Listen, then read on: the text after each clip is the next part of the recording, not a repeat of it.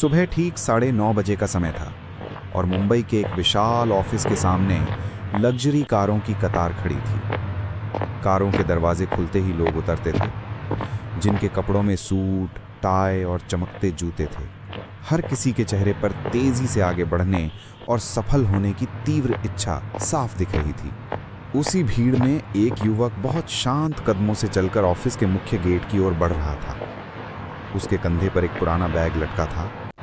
कपड़े हल्के से सिकुड़े हुए थे और जूते इतने घिसे हुए कि लगता था कई सालों से चलते आ रहा है। उसका नाम था अर्जुन मेहता। कोई भी उसकी ओर ध्यान नहीं देता, क्योंकि सबकी नज़र में वो एक साधारण कर्मचारी था। लेकिन असल में अर्जुन साधारण नहीं था। वो उस कंपनी का असली वारिस और भविष्य का मालिक था। विदेश में पढ़ाई पूरी करके वो हाल ही में भारत लौटा था और एक बड़ी कंपनी में इंटर्नशिप भी कर चुका था। लेकिन उसने अपनी पहचान छिपाने का फैसला किया, ताकि वो ये जान सके कि अगर उसे कंपनी की जिम्मेदारी लेनी है तो सबसे पहले उसकी टीम कैसी है, कौन ईमानदार है, कौन चापलूसी करता है और कौन अपने पद के अहंकार में मानवता भूल गया है। इसी उद्देश्य से उसने एक साफ सफाई कर्मचारी का भेष धारण किया। हाथ में झाड़ू लेकर कमर झुकाए वो ऑफिस के अंदर प्रवेश कर गया। गेट पार करते ही उसे तेज कदमों की आवाज सुनाई दी। एक महिला हाई हील्स पहने उसकी ओर तेजी से बढ़ रही थी। उसका नाम था काव्या शर्मा और वो कंपनी की असिस्टेंट मैनेजर थी। वो कठोर स्वभाव वाली और अपने अधीनस्थ कर्मचारियों पर सख्ती करने के लिए जानी जाती थी। अर्जुन को देखते ही काव्या की आंखें सिकुड़ गईं। उसने ऊपर से नीचे तक उसे नजरों से परखा और कठोर स्वर में बोली, जहां क्यों खड़े हो, अभी सब साफ करो, ये तुम्हारा खड़ा रहने की जगह नहीं है। अर्जुन ने सिर झुका लिया और एक पल के लिए उसके सीने में हल्का दर्द महसूस हुआ, लेकिन उसने चेहरे पर शांति बनाए रखी। वो चुपचाप झाड़ू उठाकर एक कोने में हट गया। यह अपमान सहना उसके लिए आसान नहीं था, लेकिन वो जानता था कि उसका असली मकसद कुछ और है। ये कोई खेल नहीं, बल्कि एक बड़ा इम्तिहान था जिसमें सफल होना उसके लिए जरूरी था। जाने से पहले काव्या ने व्यंग्य से कहा, हाँ, यहाँ पुराने साफ सफाई कर्मचारी की तरह आलसी मत दिखना, नहीं तो ज्यादा दिन टिक नहीं पाओगे। उसकी बात सुनकर आसपास के कुछ कर्मचारी मुस्कुरा उठे। कुछ चुपके से हंसे और कुछ अपनी फाइल से मुंह छिपाकर चले गए। किसी ने भी ये नहीं सोचा कि जिसे वे साधारण साफ सफाई कर्मचारी समझ रहे हैं, कल वही उनके भाग्य का फैसला करेगा। अर्जुन ने झाड़ू से फर्श पर एक निशान बनाया और मन ही मन प्रतिज्ञा की कि वो सब कुछ देखेगा, सब कुछ सहन करेगा और सही समय पर सच्चाई सबके सामने लाएगा। खाने के समय का माहौल रोज की तरह हलचल से भरा था। कुछ कर्मचारी जोर जोर से हंस रहे थे, कुछ हाथ में कॉफी का मग लेकर गपशप कर रहे थे। अर्जुन चुपचाप झाड़ू लेकर एक कोने में सफाई के काम में जुटा था। उसकी आंखें फर्श पर थीं, लेकिन कान हर बात सुन रहे थे। अचानक एक महिला जोर से हंसकर इशारा करके बोली, अरे देखो, नया साफ सफाई कर्मचारी, एकदम देहाती लग रहा है, लगता है जिंदगी में पहली बार किसी बड़े ऑफिस में आया है। उसके पास बैठी एक और लड़की तुरंत बोली, हाँ, लगता है लिफ्ट का बटन दबाना भी नहीं जानता। उनके साथ बैठे एक और कर्मचारी ने और अपमान जोड़ते हुए कहा, कल फिर से हमारे साथ कैंटीन में खाना मांगने ना आना। सबकी हंसी एक साथ गूंज उठी। माहौल में घृणा और अहंकार की गंध फैल गई। लेकिन अर्जुन ने सिर नहीं उठाया। उसके होठों पर हल्की मुस्कान थी। वो मन ही मन सबके चेहरे याद कर रहा था। वो जानता था कि ऐसे पल ही असली परीक्षा है, जहां इंसान का चरित्र समझ में आता है। कुछ देर बाद सब अपनी हंसी और कॉफी का मग खत्म करके खाने के कमरे से चले गए। अर्जुन अभी भी सफाई के काम में लगा था। उसके अंदर कहीं गुस्से की चिंगारी जल रही थी, लेकिन उसने अपने मन को शांत किया। वो जानता था कि अगर वो भावुक हो गया तो उसकी पूरी योजना बर्बाद हो जाएगी। उसे धैर्य और समझदारी से आगे बढ़ना होगा। सायंकाल ढल रहा था। ऑफिस के बाहर एक चमकदार लग्जरी कार रुकी। अर्जुन ने दूर से देखा कि काव्या फोन पर बात करते हुए कार में सवार हो रही थी। उसके चेहरे पर अहंकार और दिखावे की झलक साफ थी। उसकी फोन पर कही बात अर्जुन के कानों तक पहुंची। हाँ हनी, आज रात मुझे किसी 5 स्टार रेस्टोरेंट में ले जाओ, किसी सस्ते कैफे में मैं नहीं जा सकती।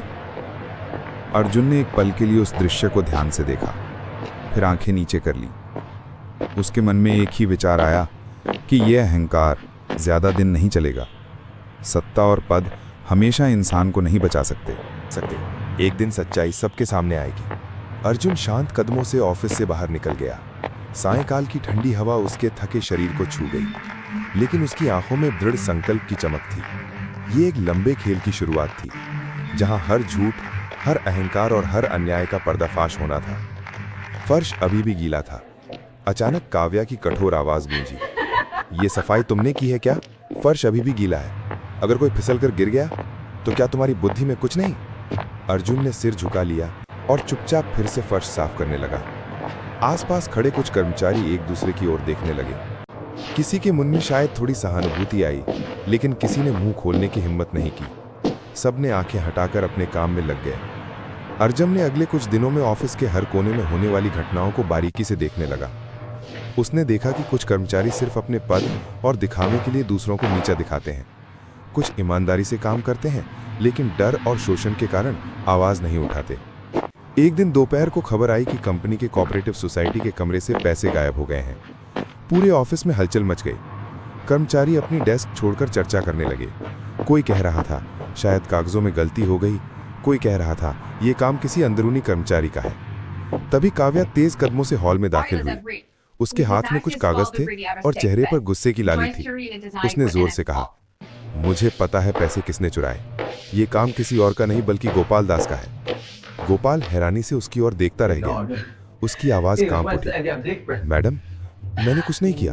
मैं तो सिर्फ पानी रखने आया था, पैसे के बॉक्स को छुआ भी नहीं। लेकिन काव्या ने उसकी बात नहीं सुनी। उसने सबके सामने उसे कठोर भाषा में फटकार लगाई, बंद करो। तुम जैसे लोग ही कंपनी की बदनामी का कारण बनते हैं। तुम्हें तो यहां से निकाल देना चाहिए। आसपास खड़े कर्मचारी चुप रहे।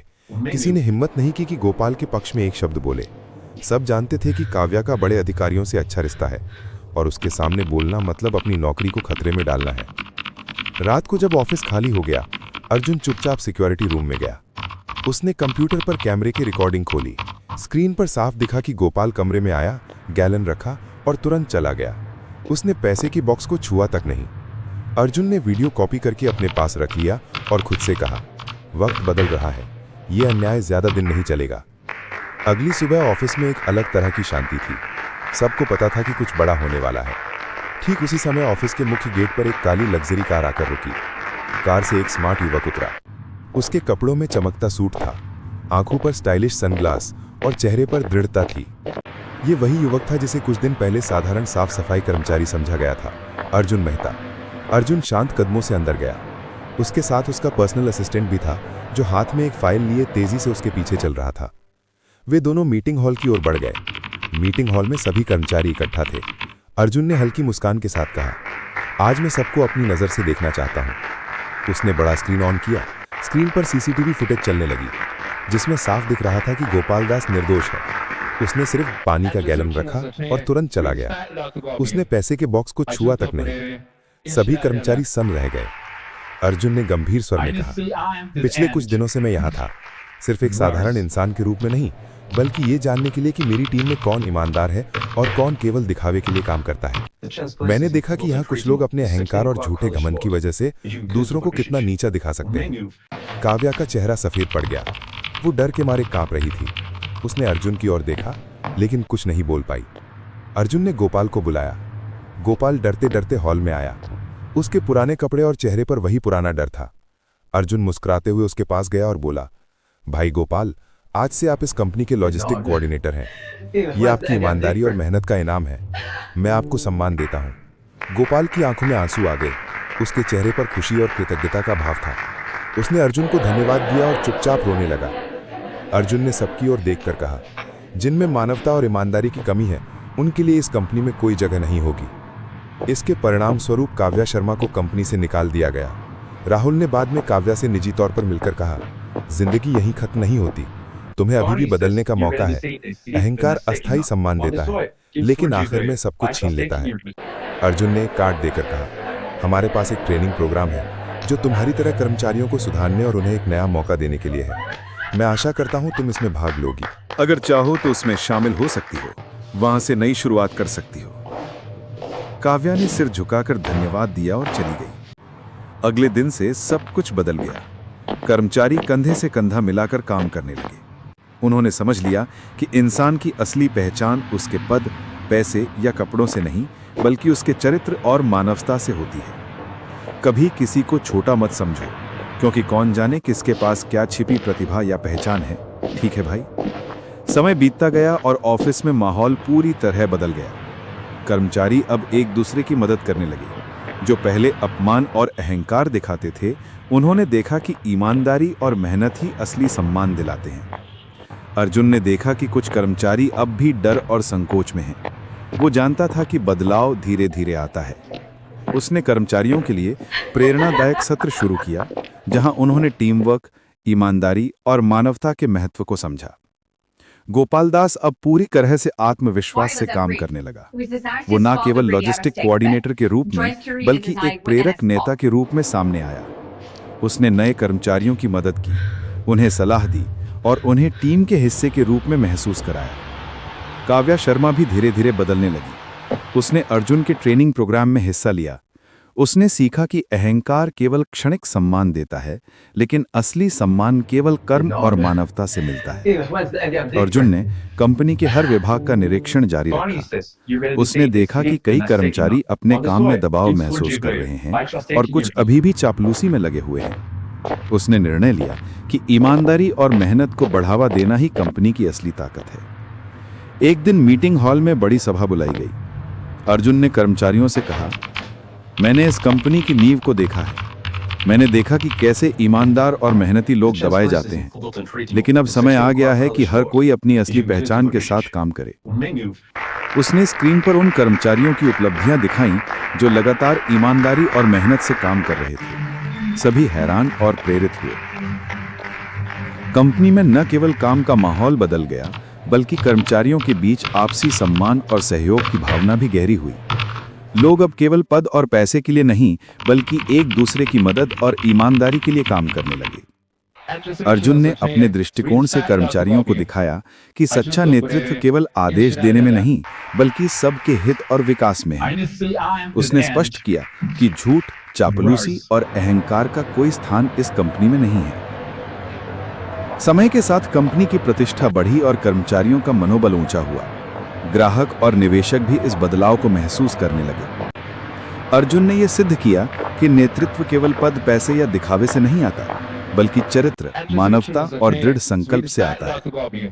गोपाल दास और अन्य ईमानदार कर्मचारी अब अपने काम में पूरी मेहनत और निष्ठा से लगे थे। उन्होंने न केवल अपनी जिम्मेदारियों को निभाया, बल्कि नए कर्मचारियों को भी सही मार्गदर्शन दिया। काव्या शर्मा ने भी अपने व्यवहार में बदलाव किया। उसने महसूस किया कि सच्चा सम्मान केवल अहंकार और शक्ति से नहीं मिलता। उसने अर्जुन का धन्यवाद किया और नए दृष्टिकोण के साथ कंपनी में योगदान देना शुरू किया। अर्जुन ने कर्मचारियों को एक संदेश दिया, कभी किसी को छोटा मत समझो, क्योंकि कौन जाने किसके पास छिपी प्रतिभा है। इंसान की असली पहचान उसके पद, पैसे या कपड़ों से नहीं, बल्कि उसके चरित्र और मानवता से होती है। समय के साथ कंपनी में एक नई संस्कृति बनी। ईमानदारी, मेहनत और सहयोग के मूल्य अब सबके दिलों में थे। लोग केवल काम के लिए नहीं, बल्कि एक दूसरे के सम्मान और विकास के लिए भी प्रतिबद्ध थे। अर्जुन ने देखा कि उसका लक्ष्य पूरा हो गया। उसने अपनी पहचान छुपाकर सबकी असली पहचान देखी और उन्हें सिखाया कि मानवता और ईमानदारी सबसे बड़ी ताकत है। इस कहानी का संदेश था, कभी किसी को छोटा मत समझो, क्योंकि असली ताकत और सम्मान इंसान के चरित्र में छिपा होता है।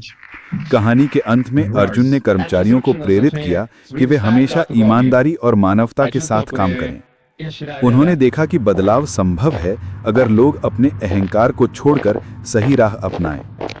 कंपनी अब केवल मुनाफे की जगह नहीं, बल्कि सम्मान, सहयोग और मानवता का प्रतीक बन गई थी। अर्जुन ने अंत में सभी को याद दिलाया कि सच्चा नेतृत्व केवल पद, पैसे या दिखावे से नहीं आता, बल्कि चरित्र, धैर्य और दृढ़ निश्चय से आता है। अगर कहानी पसंद आई हो तो हमारे चैनल को सब्सक्राइब करना ना भूलें। अगले वीडियो में मिलते हैं।